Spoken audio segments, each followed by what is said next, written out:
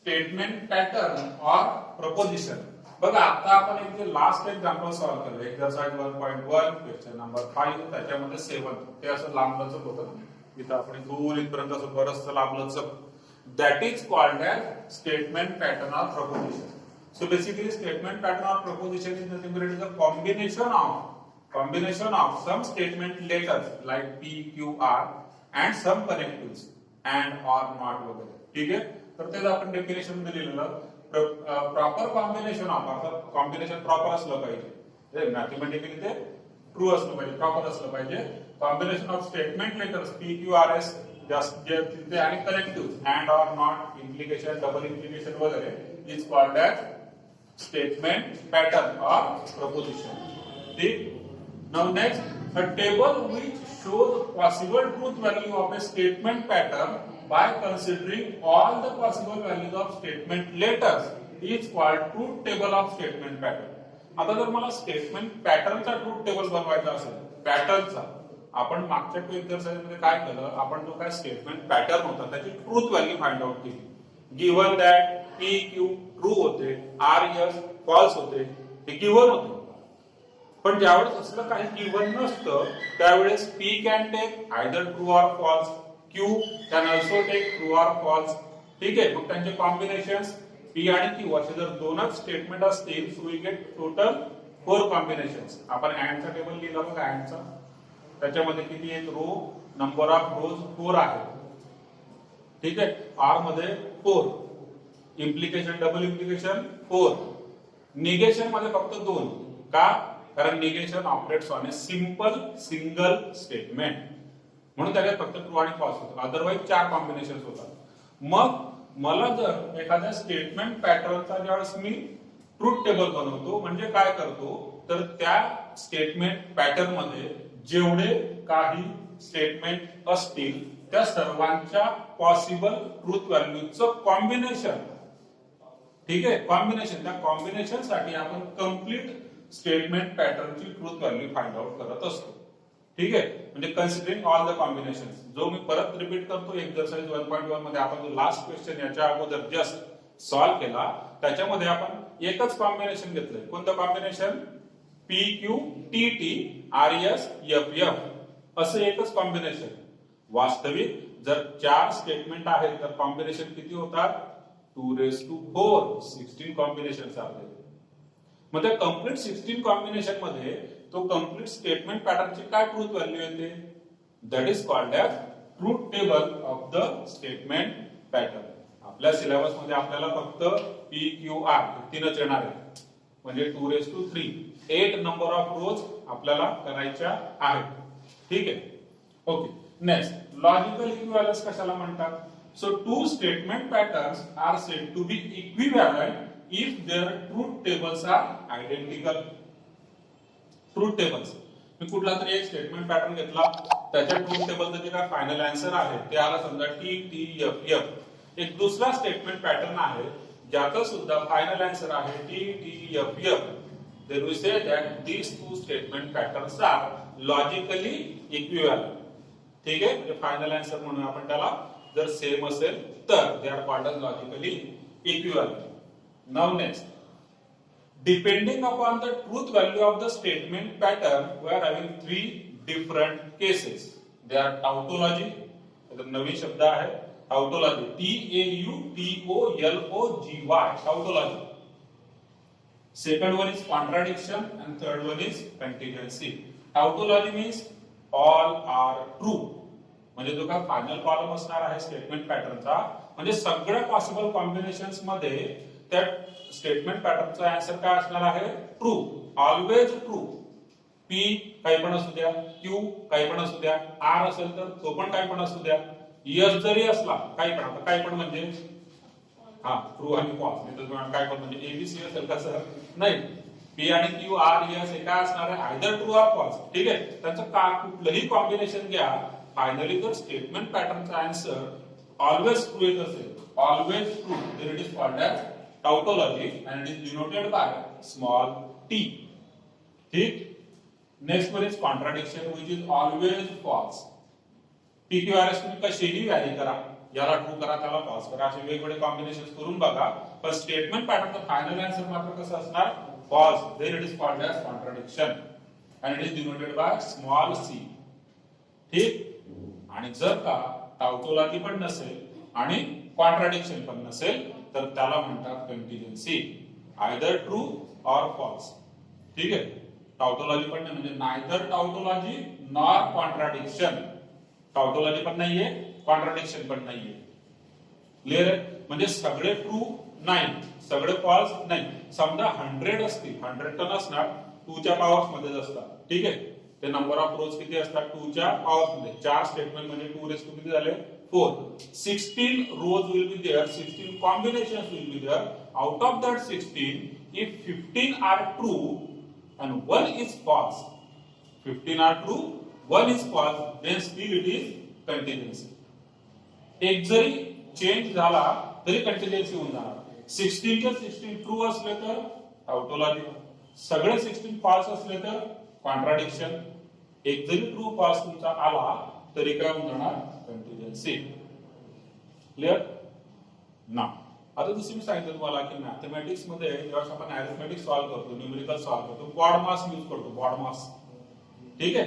Similarly while solving statement patterns we use the following priority. First priority कोणाची?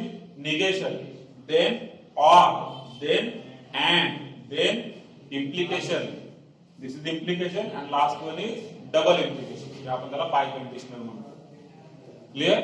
Conditional, biconditional, implication, double implication. ठीक आहे. हा pattern आपण use करू. Clear आहे पर्यंत? ओके. Now next.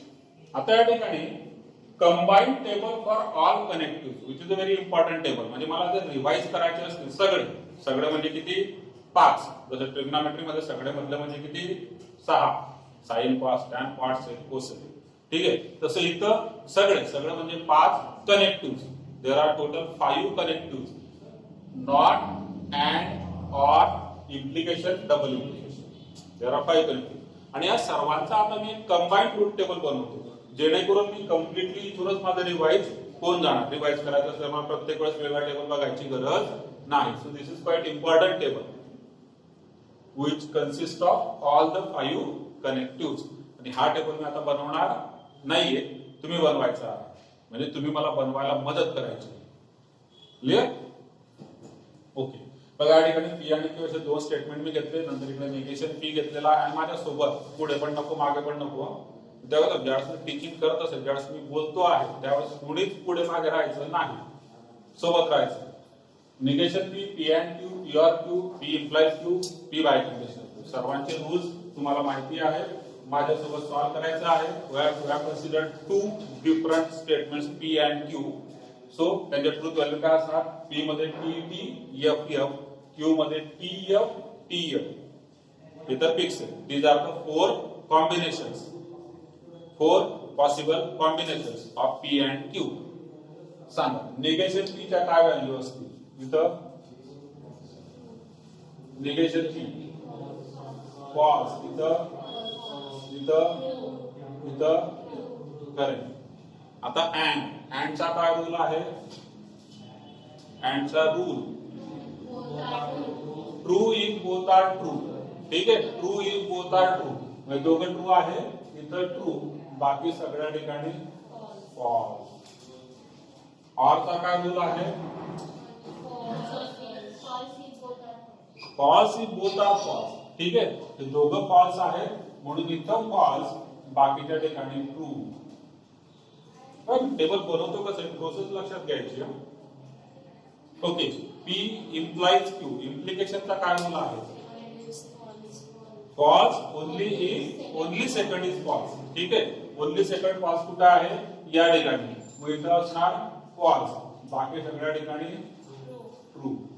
आणि बाय कंडिशनलचा काय रूल आहे? True if both are same. Correct.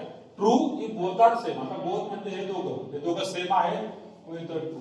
इथं पण दोघं सेम आहे, मग इथं ट्रू. आणि राहिलेल्या ठिकाणी जरा टेबल तयार. आणि तुम्ही किती T F T F T F करत राहिले ना, पाठ नाही होणार ते. नुसतं TF TF TF U V W हे त्याच्यात पाहिलं तसं डिफरन्सिएशन मध्ये नाही लक्षात राहत आणि लक्षात राहिलं तर गडबडून जातं. असल्या पद्धतीने जर लक्षात ठेवलं तर कायमस्वरूपी लक्षात राहणार. ठीक. बरं हे फक्त या जानेवारीमध्ये डायरेक्ट पुढच्या जानेवारीमध्ये येईल. मध्ये याचं काही कामच नाहीये. पुढच्या जानेवारीमध्ये रिव्हिजन वगैरे करणार ना तुम्ही त्यावेळेस. नंतर मध्ये तुम्ही पूर्ण भर करणार आहे. आता याच्यानंतर हे चॅप्टर संपलं की पुढे कुठेच ट्रू आणि फॉल्सचा विषय नाही. इंग्लिश मध्ये अच्छा नाही इंग्लिशचा कचरा नाही ते आहे ते ग्रामॅटिकली करेक्ट आहे ते सगळे statement. It is not true that काय जण असं खातात असं का म्हणतात. It is not true that म्हणजे काय it is false that. Not true म्हणजे फॉल्स. पण ते त्याला लँग्वेज अंडरस्टँडिंग म्हणतात म्हणजे ते करायचं आहे. बरं इथपर्यंत क्लिअर आहे सर्वांना. चल मग एक्सरसाइजला स्टार्ट करूया. Exercise 1.2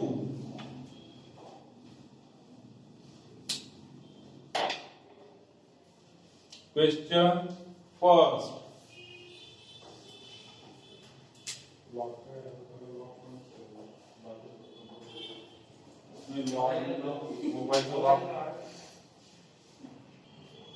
Exercise 1.2 question first. Construct the truth table for the following statement pattern. Now this is a statement pattern. We have to prepare the truth table for this, considering all the possible values of P and Q. या ठिकाणी number of statements बघायचे किती आहेत. या complete statement pattern मध्ये किती statement आहेत.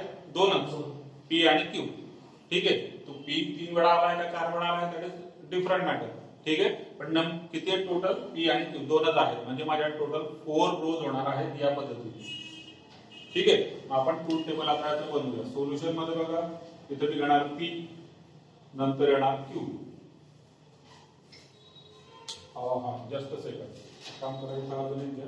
मी प्रयत्न करतो P आणि Q. ठीक. आता या कंप्लीट स्टेटमेंट पॅटर्नची मला ट्रूथ व्हॅल्यू काढायची आहे. तर याच्यातले जे इंडिव्हिज्युअल एक आहेत ते काढावे लागतील. अगोदर सगळ्यात अगोदर मला कोण लागणार P implies Q. तो इथे काढून घेतो P implies Q. ठीक. त्याच्या पुढे हा P implies Q and Q इथपर्यंत मग तो इथे येणार P implies Q and Q. याचा आन्सर मिळेल तुम्हाला. आता या स्क्वेअर ब्रॅकेटचा आन्सर इथं होऊन जाणार. आणि मग हा जो स्क्वेअर ब्रॅकेट आहे implies P. Square bracket implies P तो इथे येणार. स्क्वेअर ब्रॅकेट इम्प्लाइज P म्हणजे कंप्लीट जो स्टेटमेंट पॅटर्न आहे आता त्याची ट्रूथ व्हॅल्यू शेवटच्या कॉलम मध्ये असणार. त्याच्याकरता मला P आणि Q घेतले सेपरेट. मग एक एक P implies Q मग P implies Q सोबत and Q केला. नंतर या कंप्लीट स्क्वेअर ब्रॅकेटची व्हॅल्यू आपल्याला या ठिकाणी मिळालेली आहे. त्या स्क्वेअर ब्रॅकेटला implies P. Square bracket implies Q. आता हे वरती जो मी दिलेला आहे तो कशा करता दिलेला आहे. याच्यापेक्षा मोठमोठे स्टेटमेंट पॅटर्न आपल्याला सॉल्व्ह करायचे. ठीक. मग त्या केस मध्ये इकडून तिकडे बघताना गडबड होते. बघा टेबल मध्ये पाहिलं तुम्ही आता लिहिताना एकदम सोपं वाटलं असेल तुम्हाला. आता जर त्याकडे पाहिलं तर आता थोडं कन्फ्युजिंग होऊन जातं. हा F कुठून आला हा T काय झालं इकडे बघितलं हे कळत नाही. त्याच्याकरता आपण इथं काय करतो याला म्हणतो दिस इज फर्स्ट सेकंड हा थर्ड हा फोर्थ आणि हा फिफ्थ. म्हणजे मला कुठल्या कॉलमची व्हॅल्यू बघायची आहे ते कळतो. ठीक. ओके. आता P चे काय कॉम्बिनेशन होणार T T F F. इथपर्यंत माझा कंप्लीट टेबल तयार होणार.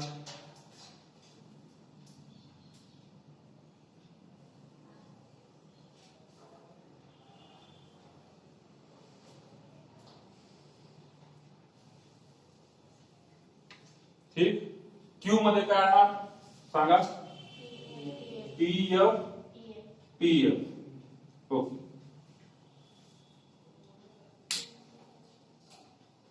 ठीक आहे.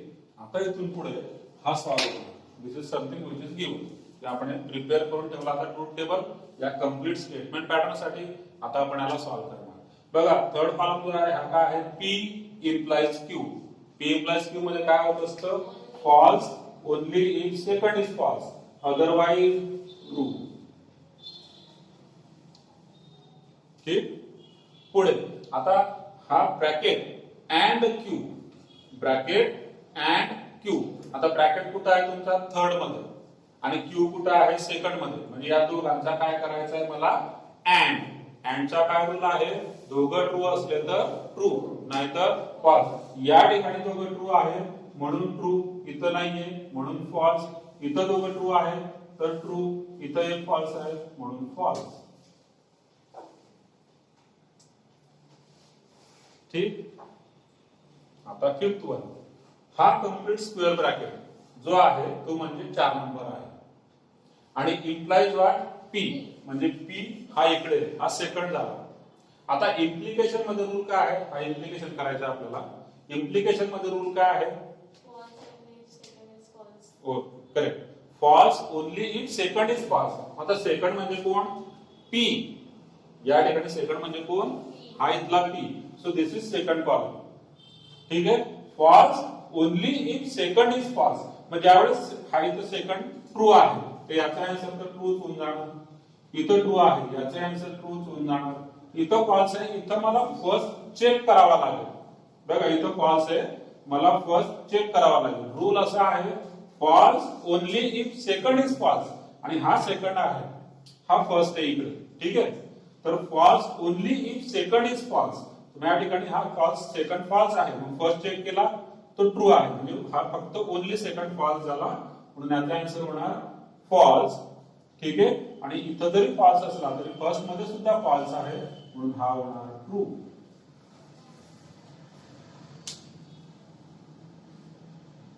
नुसतं लिहायला गेलं तर काय चुकत नाही बरं नुसतं लिहून मी खूप एवढा करता बोलतोय मी लिहायला लागलं T F T T F F F F F F T ते काय तो स्क्वेअर असा गेम नाही तो पीस पझल नाही इकडे टी बघा तिकडे एफ तू टी ली मी एफ लिहितो तू टी ली मी एफ लिहितो असं नाही होणार ते तू पझल असतो तू दाखव तू क्रॉस कर मी गोला करतो तू क्रॉस कर मी गोला करतो चालू द्या तो विषय नाही का समजून घ्यावा लागेल त्याला. ठीक आता याला अजून एक पॅटर्न एक थर्ड रो तुम्ही इथे इंट्रोड्यूस करू शकता जी मी जनरली करतो. आता ठीक आहे छोटस एक एक्झाम्पल होतं म्हणून मी केलं नाही कन्सेप्ट लक्षात येण्यासाठी. कळालं काही डाऊट असेल विचारून घ्या कारण डाऊट इथं समजतच नाही ते डाऊट तेव्हा होतो जेव्हा मी बोलत असतो तुम्ही बघितलं आता काय डाऊट काय काय ओके काय नॉट ओके. प्रत्येक सेल म्हणूया आपण त्याला प्रत्येक सेल जसे एक्सेल मध्ये असतात ना या रोज आहे हे व्हर्टिकल कॉलम्स आहेत and this one is called as one cell. या प्रत्येक सेल मध्ये जी व्हॅल्यू आहे इट हॅज सर्टन मिनिंग ते कुठून तरी डिराईव्ह झालेली आहे जस्ट आलेली नाही. क्लिअर सो या पद्धतीने स्टेटमेंट पॅटर्न आपल्याला बनवायचे आहे. आणि पुढे जे आपण शिकलो ना टाउटोलॉजी कॉन्ट्रडिक्शन कंटिन्युअन्सी ठीक तर ते काय असतं ते याच्यावर डिपेंड करतं. हे कंप्लीट स्टेटमेंट पॅटर्नचा आन्सर कुठे झालं या लास्ट कॉलम मध्ये. लास्ट कॉलम मध्ये काय आलं टी टी एफ टी मग हे झाली कंटिन्युअन्सी. सगळे ट्रू नाहीये हे जर सगळे ट्रू आले तर टाउटोलॉजी सगळे फॉल्स आले तर कॉन्ट्राडिक्शन. काही ट्रू काही फॉल्स आता काही म्हणजे एक पण असू शकतात काही ट्रू काही फॉल्स असे जर आले तर त्याला आपण म्हणणार कंटिन्युअन्सी.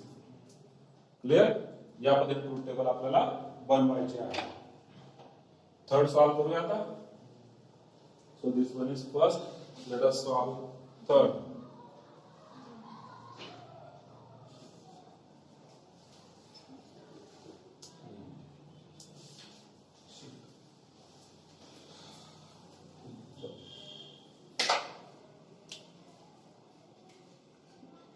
थर्ड वन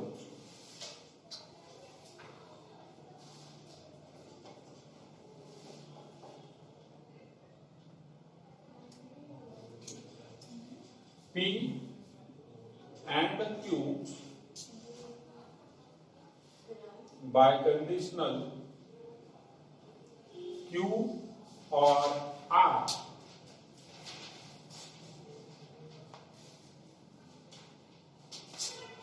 आता याच्यामध्ये किती स्टेटमेंट आहेत 3 कोणते P Q R number of रोज किती होऊन जाणार 8. ठीक आहे नंबर ऑफ रोज किती होणार 8 होणार.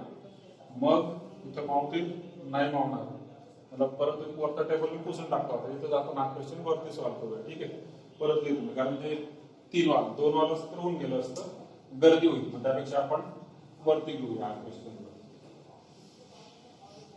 हा टेबल मध्ये पुसून टाकतो, नवीन टेबल बनवूया.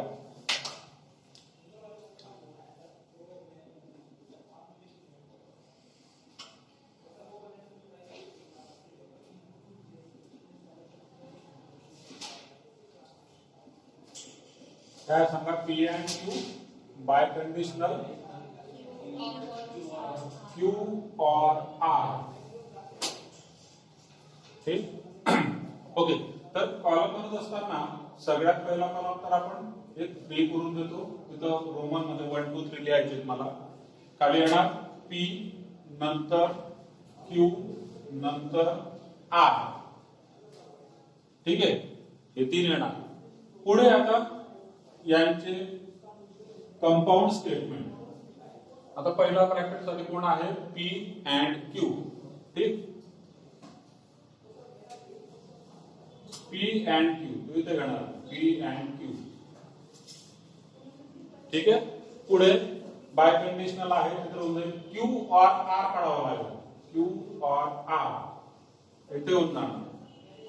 नंतर या दोघांचं बाय कंडिशनल. हा पहिला ब्रॅकेट म्हणजे या ठिकाणी आहे P and Q biconditional Q or R. इथं आपल्याला मिळणार final answer. Number of columns आपण देत असतो first, second, third, fourth, fifth आणि हा लास्ट आहे 6. ठीक, आता अजून मी पीक्यूआरच्या व्हॅल्यू लिहत नाही, त्याच्या खाली अजून एक मी रो ऍड करतो की ज्या रो मध्ये मी लिहिणार. कारण आता बघ मागच्या क्वेश्चन मध्ये काय झालं की मला सेकंड बघायला वारंवार असं इकडे यावं लागलं, सेकंड कोणता आहे लक्ष ठेवावं लागतं. सेकंड कोण आहे, फर्स्ट कोण आहे. P and Q, P and Q म्हणजे 1 अँड 2 हा इथं आहे. कारण आपण ब्रॅकेटवर काम नाही करत ना, आपण तर कोणत्या तरी 2 कॉलमवर काम करणार आहे. किती कॉलमवर, 2 कॉलम. एका वेळेस फक्त 2 कॉलम. अँड असू द्या, आर असू द्या, इम्प्लिकेशन, डबल इम्प्लिकेशन जे असेल ते, पण फक्त 2 कॉलम. म्हणून मी असं लिहितो first and second. Q or R, आता क्यू सेकंड आहे और आर म्हणजे थर्ड आहे. म्हणजे इथं सेकंड और थर्ड. इकडे पहिला ब्रॅकेट पी अँड क्यू म्हणजे कोणता ब्रॅकेट झाला तो, फोर्थ म्हणजे चौथा column, fourth column by conditional Q or R तो आहे फिफ्थ कॉलम. प्रत्येक वेळेस तुम्ही बघा, प्रत्येक कॉलम मध्ये प्रत्येक ठिकाणी फक्त 2च स्टेटमेंट आलेले जातात आणि it becomes then quite easy to solve. आता पीक्यूआरच्या व्हॅल्यू कशा लिहायच्या ऑलरेडी आपण बऱ्याच केसेस मध्ये मी डिस्कस केलं. काय ना कशी लिहिणार आहे ना, हा टी टी टी टी, पुढे य य य य, 4 टाइम्स टी 4 टाइम्स य, कारण टोटल किती होणार 8 times.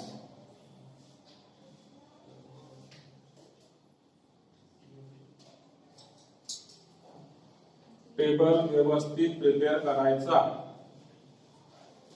4 times T 4 times A. Second column मध्ये काय करणार, 2 times T 2 times F, 2 times T 2 times F. Third column मध्ये T F T F T F T F T F T F. आता ते म्हणणार मी रीड करून घेतो, challenge देतो, कोणतरी रीड करून दाखव मला 8 असं अशा पॅटर्न न करता T T T T T F T F T असं काय उपयोग नाही लर्न करून. याच मेथडने इझिली ते तुम्ही लक्षात ठेवू शकता. म्हणजे ती काय झालं, लर्न तुम्ही करूही शकाल, पण ते असं झालं की लर्निंग जी आपली ॲबिलिटी आहे तिला वेस्ट घालवण्याचा प्रकार झाला. लर्न करायच्या तर अशा गोष्टी करायच्या की ज्यांच्यावर काही तोडगा नाही.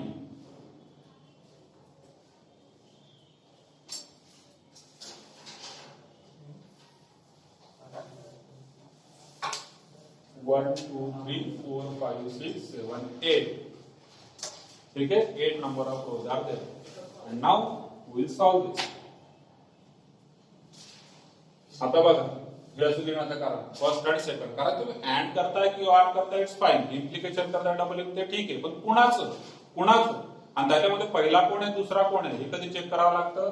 ऍड मध्ये पहिला दुसरा चेक करायची गरज नाही, आर मध्ये नाही, पण इम्प्लिकेशन मध्ये बाय कंडिशनल मध्ये सुद्धा नाही, पण इम्प्लिकेशन मध्ये मात्र पहिला कोण आणि दुसरा कोण याकडे विशेष लक्ष द्यावं लागतं. आणि म्हणून नेमकं बऱ्याच म्हणजे क्वेश्चन मध्ये इम्प्लिकेशन असतो, टेस्टच्या याच्यामध्ये नाही इम्प्लिकेशन असणार. ओके, मग आता सॉल्व्ह करूया. रेडी? कारण ते रेडी व्हावं, रेडी. कारण एक टी आणि एक एफ इकडे तिकडे झाला की फायनल सगळं जायचं एकदम गडबड होऊन जातं.